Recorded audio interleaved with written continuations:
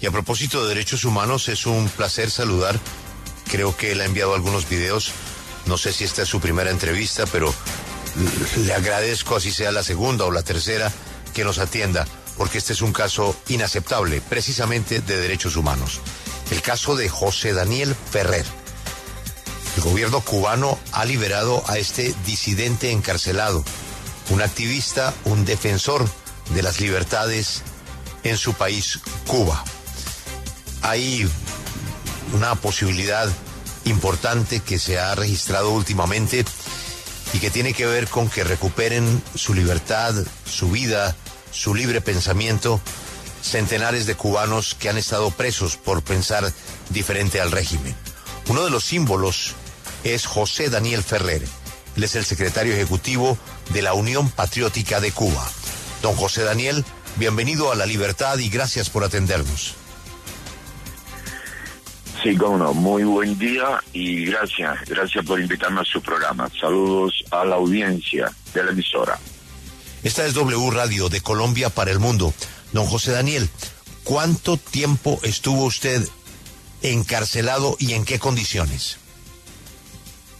Bueno, en esta última ocasión fueron 3 años y medio, 3 años y 6 meses. Pero ya estuve en 2 ocasiones anteriores en prisión. En la primera ocasión estuve 8 años y luego 6 meses. Ya estamos hablando poco más de 12 años de prisión, sin hablar de las detenciones que han ocurrido en muchísimas ocasiones y que han sido por periodos de más de un mes, de semanas, de días.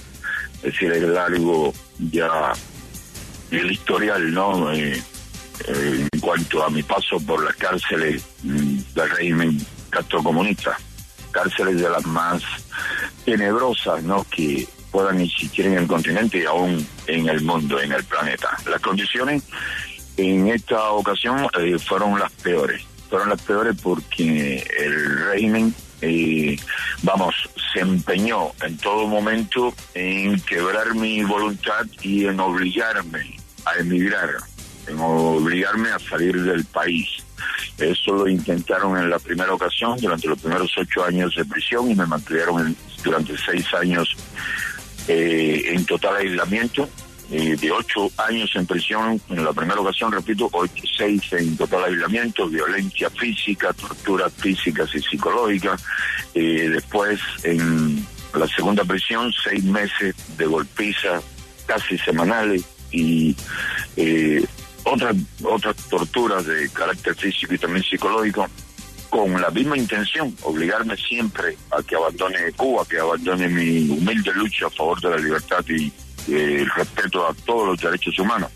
Y en esta ocasión, pues el enseñamiento, como acabo de decirle, fue mucho mayor. Llegué a estar 14 meses sin poder tener en mi mano un trozo de papel o un lápiz. Pasé también de manera continua 1 año y 9 meses sin poder ver a mi familia, sin poder realizar ni siquiera una llamada telefónica.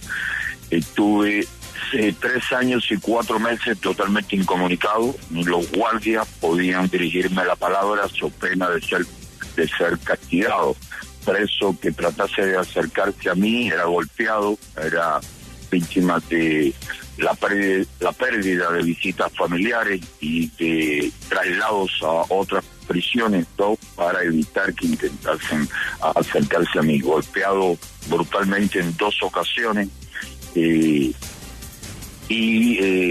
Víctimas de situaciones también bastante complejas en cuanto a que las cárceles cubanas están en estos momentos llenas de presos con enfermedades infecciosas, tuberculosis, SARM, desnutrición. La desnutrición es algo muy común en la sociedad cubana y en las cárceles es algo alarmante, ¿no?, por la pésima alimentación, casi pésima alimentación que reciben los reos. Una situación que hace que uno reafirme su compromiso, ¿no?, en cuanto a la defensa de los derechos humanos y en cuanto al hecho de que Cuba debe de cambiar, de que Cuba debe ser una nación libre, una nación democrática, una nación con independencia de los poderes del Estado, una nación verdaderamente amiga de los países democráticos del continente, no una aliada de regímenes como el de Venezuela y el de Nicaragua y otros regímenes similares, ya sea el de Rusia, el de China, el de Irán, Corea del Norte. Lo peor de la humanidad es precisamente lo que tiene el régimen cubano como aliado, como amigos. Señor Ferrer, escuchando esta primera respuesta, que repito, es en vivo y en directo desde Cuba, yo le sigo a usted desde hace rato y realmente vi unos videos que publicó la agencia Reuters, pero en esta primera respuesta, en una entrevista en vivo y en directo, pues podemos confirmar que usted no cambia su discurso, es decir, que usted continúa con su lucha de manera pública, abierta. ¿No le da temor? Bueno, el ser humano siempre siente temor, es algo, vamos, inherente a nuestra naturaleza humana, pero hay que sobreponerse a ese temor. Existe algo que se llama principio, valores, compromiso, y hace muchos años, ya tengo 54 años de edad. Desde la adolescencia yo nací y crecí en el campo, en condiciones de mucha pobreza, y vamos, bajo el adoctrinamiento forzado del régimen comunista. Pero desde la adolescencia pude escuchar emisoras de onda corta, emisoras como Radio Francia Internacional, La Voz de las Américas, emisora oficial de los Estados Unidos, y otras emisoras europeas, Radio Nederland, Radio Exterior de España, y eso me hizo comprender, ver que el mundo no era lo que me decían y que la Unión Soviética y el bloque comunista, vamos, para nada era lo que la prensa del régimen cubano nos quería hacer creer, y mucho menos lo que en las escuelas nos decían. Y eso me empezó a traer problemas con las autoridades del régimen dictatorial interente en mi país, aliado, por cierto, amigo, y que apoyó durante años a la FARC en Colombia, al ELN, y que, vamos, promovió guerrillas, movimientos terroristas por casi todo el continente, con la intención de llevar al poder a regímenes, ¿no?, similares al que los Castro habían instaurado en Cuba. Y eso me fue comprometiendo con los derechos humanos, con la democracia, con los valores occidentales. Y ese compromiso se fue haciendo tan pero tan sólido, tan pero tan firme, que se convirtió en algo como que es preferible morir a dejar de luchar por estos principios, por estos valores, por la libertad, por los derechos humanos, por el bienestar de mi pueblo, por el bienestar de mi nación. Y en la medida que han ido pasando los años y hemos ido sufriendo, prisión y todo tipo de tratos crueles, inhumanos y degradantes, pues el compromiso se ha consolidado, y a esta altura pues uno se sobrepone al temor y no ve otra opción que seguir luchando de manera más comprometida. Señor Ferrer, si durante estos años de tortura y de encarcelamiento usted no tenía derecho a los mínimos servicios de atención, de salud, de correcta alimentación, pues mucho menos podía hablar con un guardia, mucho menos tendría derecho a un abogado, como en cualquier sistema de justicia. Pero ¿usted tiene claro si hay algún papel en donde diga cuál fue su supuesto delito? Sí, cómo no. En Cuba hablar de abogados es un eufemismo, es una fantasía. En Cuba, como dije anteriormente, no existe ninguna independencia entre los poderes del Estado y el ciudadano, que llega a un tribunal, sabe que jueces, fiscalía y la misma defensa obedecen a los dictados del Partido Comunista, que es la mafia única con poder en nuestra nación. Y el abogado de la defensa, cuando se trata de un acusado por motivos políticos, no puede salirse del guión, del libreto que la llamada seguridad del Estado, que es la policía secreta, la policía política de la tiranía, le imponga. El abogado que se atreva a salirse de ese guión puede ser expulsado o puede ser encarcelado. Y pueden hacerle la vida imposible desde ese momento en adelante. yo no quise abogado cuando en 2019, vamos a ir un poco más atrás. En el 2003 yo no quería abogado, pero el régimen, la fiscalía del régimen me pidió la pena máxima, la pena de muerte. Y mi familia, mi madre, que era mi esposa en este momento, y mi hermana, sí contrataron un abogado en el desespero, en el temor de que pudiesen condenarme a pena de muerte y que me fusilasen, porque me decían que si no me iba del país, lo que me esperaba era el fusilamiento. Y tuve un abogado que con el paso del tiempo luego supe al salir de prisión que se había convertido en disidente, lo cual me alegró muchísimo, ¿no? Ya sí yo tenía el firme propósito de que yo no quería ningún abogado en el juicio, en la farsa judicial en mi contra, que yo sería mi propia defensa. Y se aparecieron dos abogados diciéndome que el tribunal los había designado abogados de oficio. Yo le dije que no, que yo los rechazaba. Y me pidieron de favor que, de acuerdo, yo no quería abogado, pero que al menos no los interrumpiera cuando ellos intentasen hacer mi defensa. Obvio, era el guión, era el libreto. El régimen tenía 3 cámaras para filmar la farsa contra mi persona y necesitaban que esos dos abogados desempeñasen el mejor papel posible con la intención de, si se veían obligados a mostrar alguna parte ante la presión de gobiernos como el de Estados Unidos, la Unión Europea, organizaciones de derechos humanos a nivel internacional, por lo menos ver cómo editaban aquello y qué podían presentar de aquella situación impresentable. Hicieron muy buena defensa, no lo puedo negar, que la hicieron, pero el hombre no me estaba defendiendo a mí en realidad, repito, estaba cumpliendo el guión que le impuso la seguridad del Estado, porque luego lo comprobé, luego quise contratarlo, era una prueba para yo... Señor Ferrer.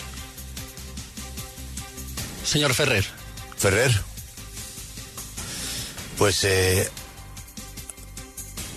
impresionante lo que estamos escuchando. Yo creo, Carlos, que este señor hace parte del acuerdo con la Iglesia, ¿no? Sí, señor, con el Vaticano para liberar a más de 500 presos, considerado por muchos en el mundo occidental como presos políticos, pero según una ONG que se llama Prisioneros en Cuba, hay más de 1000. Y ellos reclaman que todavía faltan muchísimos, precisamente por liberar. Carlos, sí. De los 500 ya están libres los 500, porque también vi que, según algunas cuentas, no van sino 40 o 50 de los 500. Yo tengo entendido que ya están excarcelados 553. ¿Y por qué hacen esta diferencia? Porque excarcelados significa que todavía tienen cuentas con la justicia, tienen que ir todavía a los tribunales, tienen que rendir cuentas, no están 100% liberados. Carlos, aprovechemos que ya recuperamos al señor Ferrer. Adelante con su pregunta, Carlos. Señor Ferrer, W Radio Colombia ha tenido la oportunidad de hablar fuera de micrófono con su familia, Ana Belkis, Marta Beatriz, Nelva Ortega Tamayo, su esposa, pero... Y ellos están sufriendo muchísimo. Obviamente admiran mucho su lucha por la democracia de Cuba, pero están sufriendo bastante. ¿Cree usted que ya es hora de dejarle a las nuevas generaciones esta lucha y desde el exterior hacer lo posible, pero desde la seguridad del exterior para la paz de su familia? Seguir su lucha con los derechos humanos allá afuera en la seguridad desde Estados Unidos, desde cualquier otra parte del mundo. No, para nada. Eso no lo he contemplado nunca y mucho menos en estos momentos. Creo que hoy más que nunca, mi deber me obliga a mantenerme en Cuba, luchando en primera fila acá en Cuba, no solo por la democratización de Cuba y el bienestar de mi pueblo, sino también por tener a una Cuba verdaderamente amiga de los pueblos que aman la libertad y la democracia en Latinoamérica y en el mundo. Una Cuba aliada de Estados Unidos, de Canadá, de la Unión Europea, Noruega, Australia, Nueva Zelanda, Japón, Corea del Sur y los países latinoamericanos que han defendido siempre la libertad y la democracia, como lo ha hecho siempre el pueblo venezolano, aunque en los últimos tiempos me he preocupado muchísimo, y disculpe que sea tan directo y sincero, desde que llegó al poder Gustavo Petro por su cercanía con regímenes como el de Cuba y también como el de Venezuela. Sé que el sufrimiento de mi familia ha sido excesivo, ha sido ya bastante largo, pero sé también que me apoyan, que han sido muy fuertes y que van a mantenerse siendo muy fuertes y apoyándome en esta lucha. Yo siempre le he preguntado a ellos hasta dónde están dispuestos a llegar, y también les he dicho, cuando no puedan hacerlo, cuando crean que ya es demasiado, pues no tengan pena en decírmelo, que yo sabría comprenderlo. Pero ellos han sido un pilar fundamental, mi esposa, mis hijos, mi hermana Anabelki, mi hermano, hasta mi madre de 81 años. Han sido, un apoyo vital para yo poder desarrollar esta lucha. Y en buena medida, si el régimen no me ha eliminado físicamente, no me han matado ya, se debe precisamente a la valentía de mi familia, de mi hermana, de la que fuera mi primera esposa, Belki Cantillo, de mi actual esposa, y hasta de mis hijos, repito, que no han dudado en plantarse en protesta frente a una prisión, que han sido golpeados, que han resultado víctimas de todo tipo de acoso, que no han podido tener tranquilidad en las viviendas o en el hogar donde vivimos, porque nos asaltan el hogar, nos roban, nos dejan sin sillas, sin platos, sin cucharas, sin comida, sin dinero, sin leche, ni siquiera para los niños, cuando la policía política interviene en nuestra vivienda. Sí, señor Ferrer. ¿Usted ha sido contactado por la iglesia o por alguna organización que pueda hacerle seguimiento a estas excarcelaciones? Porque estoy viendo que existe una discrepancia bastante amplia entre la cifra que está dando el Tribunal Supremo en Cuba, que dice que ya ha excarcelado a 127, versus lo que algunas organizaciones que se dedican a hacer seguimiento a los presos políticos tienen como registro, que hablan de 39 o si acaso de 41 libertades.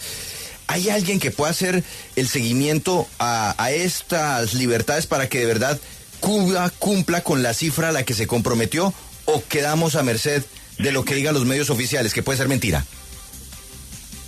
Bueno, pienso que la iglesia lo está haciendo. Ayer el arzobispo de Santiago de Cuba, Monseñor Dionisio García Ibáñez, me llamó. Él, nos conocemos hace mucho tiempo y me visitó en mi primera prisión, cuando estaba en la prisión de La Tuna, provincial de La Tuna, y me visitó en varias ocasiones. Las pocas veces que pudo llegar a visitarme a la prisión de Mar Verde, ahora durante estos 3 años y 4 meses.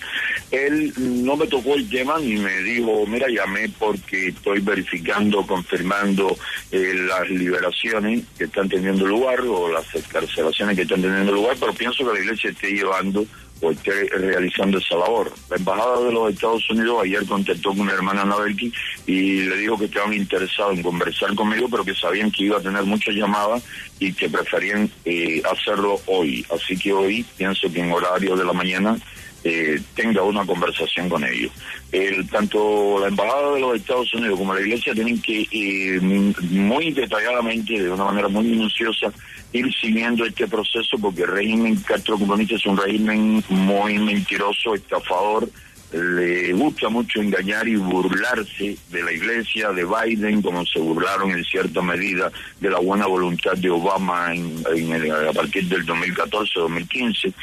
Y si pueden liberar un número menor y completar la cifra de 553 con presos comunes que incluso ya están para salir de libertad, que no le estarían ni siquiera dando ningún beneficio, no estarían beneficiándole en lo más mínimo, pero con mucha facilidad pueden presentar un listado de nombres fraudulento con la intención de decir ya cumplimos y dejar a muchos presos de lo que se supone deben salir aún en prisión. Pero hay otro detalle. La cifra, tengo entendido y estoy corroborando, confirmando que la cifra de presos políticos es el doble o más el doble de la que el régimen accedió a liberar entre comillas, porque a mí me amenazaron, a mí me dijeron que si no cumplía con los requisitos que impone la libertad condicional y que si violaba los preceptos, la normativa de lo que ellos llaman sociedad socialista o legalidad socialista, porque yo podía ser encarcelado de inmediato. Por supuesto, rechacé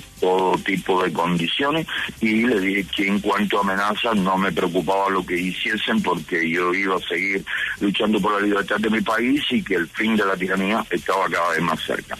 Pero repito, el número de presos es mucho mayor y las condiciones en que van a continuar sobreviviendo, a menudo se habla de presos que mueren en las cárceles del régimen, incluyendo presos políticos, y yo los he visto morir de diferentes maneras en estos 12 años y un poco más que he pasado en prisión. Por eso vuelvo a repetir que hay que observar minuciosamente qué va a hacer el régimen en este proceso al cual se comprometieron con la intención de que Estados Unidos le sacase de la lista de países que patrocinan el terrorismo y las otras dos medidas que le suspendieron.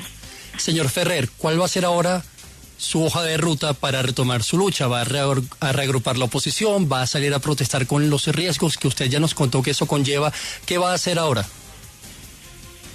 Sí, estoy ya desde el día de ayer investigando, averiguando quiénes son los disidentes, los opositores, los luchadores que se mantienen firmes a lo largo y ancho del país. Estoy también estableciendo comunicación en lo que el tiempo me ha permitido de ayer a hoy, todavía no llega a 24 horas, es decir, que estoy fuera de prisión, con la intención de ir sabiendo con quién se puede conversar, porque mi intención, y ya lo he manifestado desde la prisión y en otras oportunidades, es no solamente reagrupar a los miembros de la Unión Patriótica de Cuba, no solamente ponerme en contacto y comenzar a trabajar con mis hermanos del Consejo para la Transición, con mis hermanos de la Plataforma Ciudadana Cuba Decide y del Partido del Pueblo. Mi principal intención, mi principal objetivo es humildemente contribuir a que aunemos fuerza, a que creemos un proyecto lo suficientemente sólido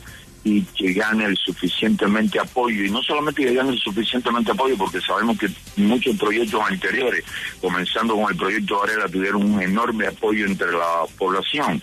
El gran problema es el temor de la población a terminar en prisión, y la intención es articular todo un movimiento que motive de verdad al ciudadano a arriesgarse, a correr el riesgo de ir a prisión, sabiendo que es preferible correr ese riesgo en la lucha por la libertad y la dignidad del ser humano, a seguir viviendo en las condiciones que la tiranía impone a nuestro pueblo en cuanto a opresión y a miseria extrema y generalizada. Es decir, la unidad y el accionar juntos de la manera más efectiva posible es el objetivo fundamental a cumplir en estos momentos. Señor Ferrer, en ese sentido le pregunto desde Caracas, ¿cuál es el mensaje que usted le enviaría a la oposición venezolana? La unidad es vital, es necesaria. Yo estoy muy desinformado respecto a lo que pasa en Venezuela, porque los únicos medios de información a lo que tuve acceso durante los últimos 3 años, porque en los primeros 6 meses ni siquiera la televisión podía ver, pero luego pusieron un televisor donde yo estaba confinado, y eso me permitía ver a menudo Telesur. También te oculta muchas cosas todo el tiempo.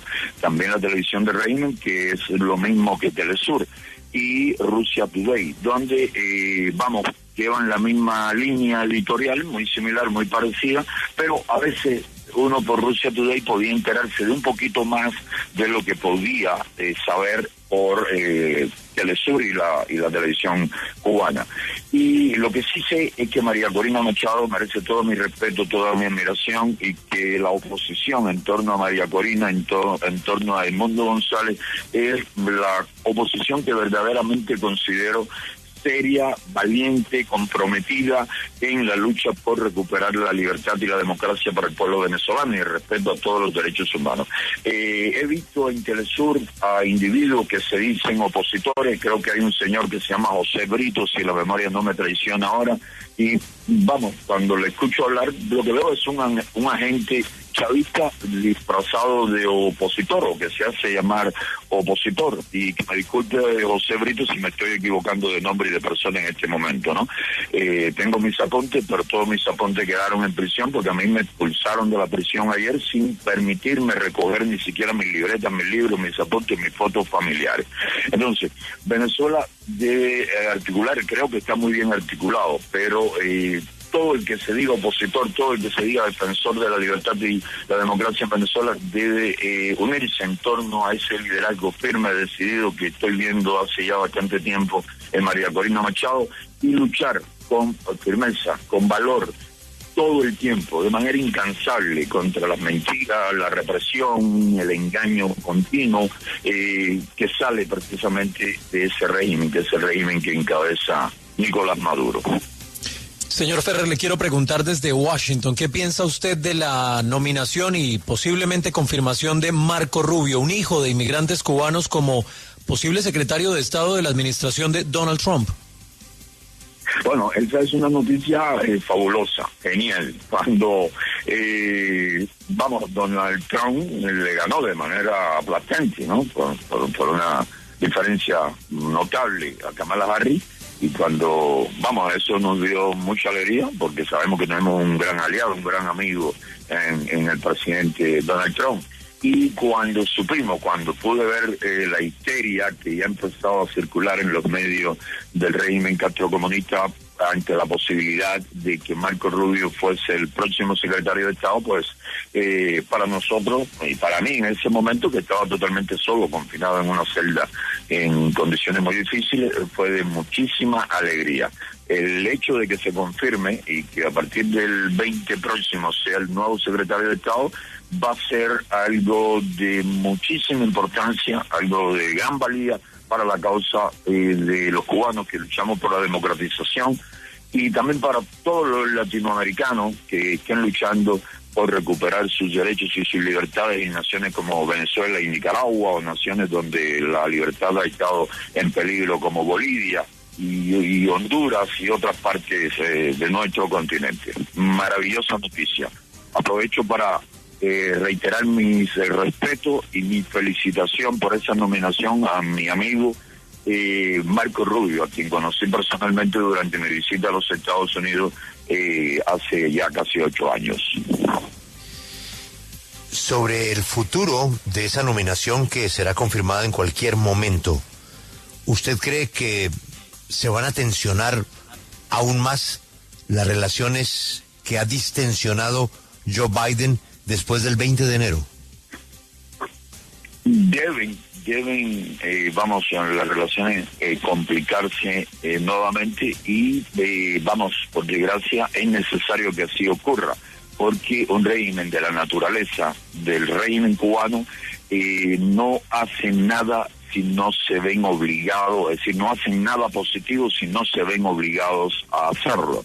Con el experimento de Obama se puso de manifiesto, yo personalmente apoyé ese experimento porque me digo, vamos a ver si algo nuevo resulta. Incluso fui un poco ingenuo al creer que Raúl de verdad tenía buenas intenciones cuando comenzaba ese proceso de acercamiento entre ambos gobiernos, entre el gobierno democrático de los Estados Unidos y la dictadura cubana.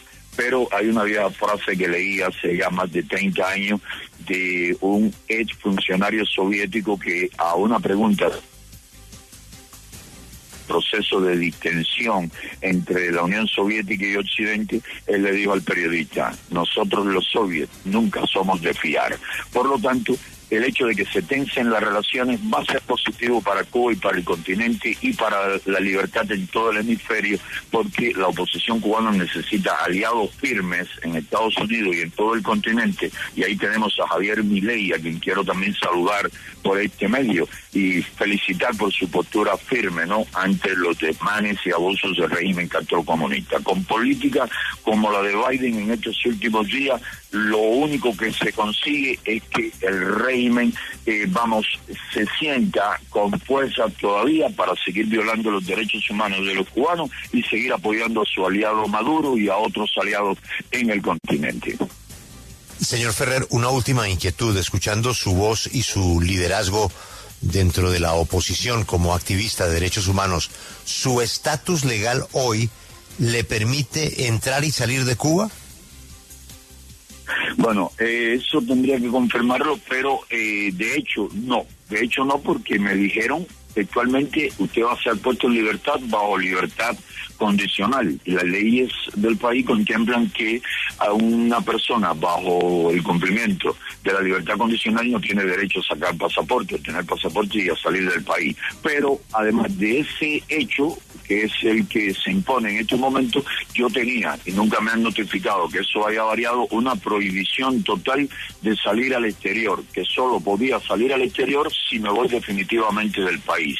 La única ocasión en que pude salir de Cuba fue precisamente por el proceso que estaban desarrollando el gobierno de Obama, el de la administración en ese momento de Estados Unidos y la dictadura cubana, y a petición de la parte estadounidense, Raúl Castro autorizó que pudiésemos salir por una vez del país, pero que si regresábamos ya nuevamente estábamos bajo esa prohibición totalmente arbitraria, que tenemos ya cerca de una docena o una veintena, según las últimas informaciones que he tenido, precisamente por ser opositores al régimen.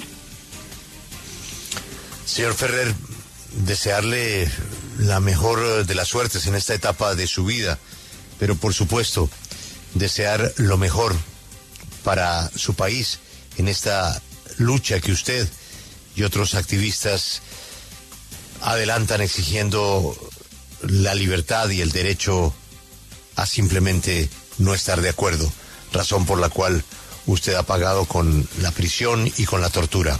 Señor Ferrer, gracias por atendernos. Ha sido usted muy amable. Gracias a ustedes. Gracias a ustedes por darme esta oportunidad. Buen día.